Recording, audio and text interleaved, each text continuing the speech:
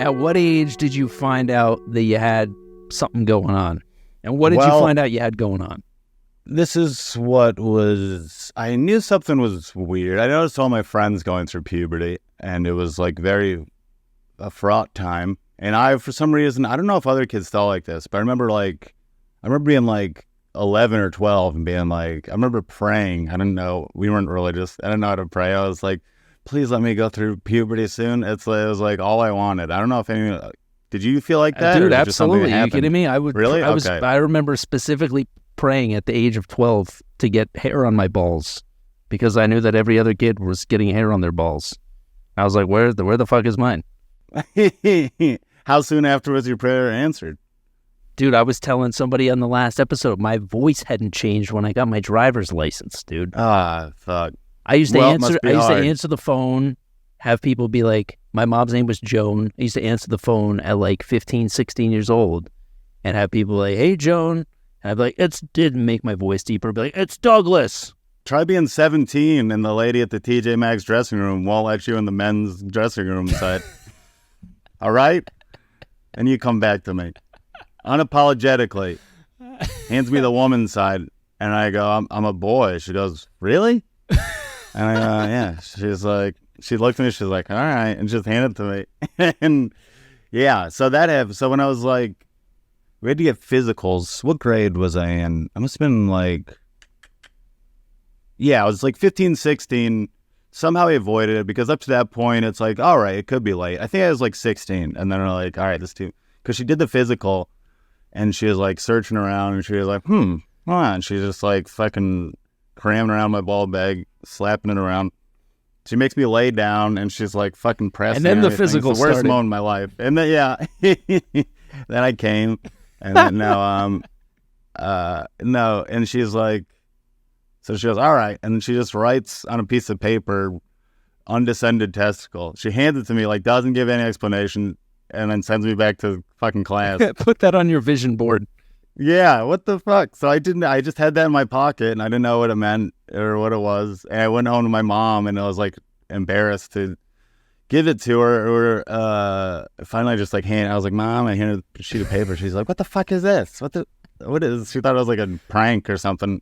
So to explain to her what was happening, that they couldn't find my testicle and all this stuff, and that they wanted me to go to the doctor. That's when I talked about this in the show. My Uncle Randy popped in. I didn't know he was in the house. I was just telling my mom this deep personal secret. My Uncle Randy, he popped in and he goes, yeah, we had a kid like that in school. We we call him Jimmy One Nut. Oh man, we bullied the hell out of him. And then he just fucking left. And I was like, fucking great info, Randy. Thanks for the help.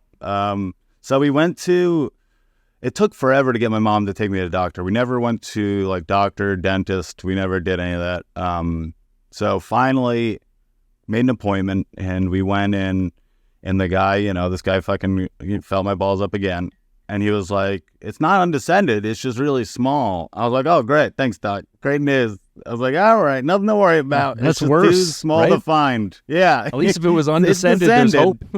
Yeah, it's just too tiny to find by normal human measures. It's like Pluto. It's not even identifiable as a testicle anymore. It's so it's so fucked up. And then the doctor was like, all right. He's like, well, I was like a chubby kid. He's like, all right, he's pretty overweight, so that could delay puberty. So he's like, no more soda or sweets. So then I thought this was going to be like the day they'd figure it out, but I drove home. Nothing figured out, just learning that my nut is too small. There's nothing they can do to help me, and I can't have soda anymore, my only joy in life. So then I actually developed like anorexia for a few years. I started training myself to only like eat one meal a day to lose all this weight. And then the doctor was like, if nothing happens in 6 months, bring them back, whatever. Nothing happened in 6 months. I asked my mom again, she never made the appointment, and then it was just too embarrassing. I couldn't bring it up to her again. So I just went through, I changed my voice too. Like my vocal cords are fucked up because I made it deeper, and all my friends made fun of me. They're like, why are you talking like this? And it was so like, I didn't even realize I was doing it. I have a joke about it. I'll just tell the, but like I was talking to a girl on the phone that I liked, and she's like, she said, "Oh, hey, Casey," and I was like, "Oh, you must have all the fellas calling you. How'd you know it's Casey?" And she says, "You're the only boy whose voice hasn't changed." So then, like from right now, I was like, "Oh, well," I like automatically in my mind, and I just talked like that for years, and then I was just dodging. I had a girlfriend, and when I was like 17, and then eventually, like a year in, came the time that, you know, she wants to do sexual things as teens do, and I've just been dodging all this time. And I finally have to break down and tell her, and she was cool about it. And then, you know,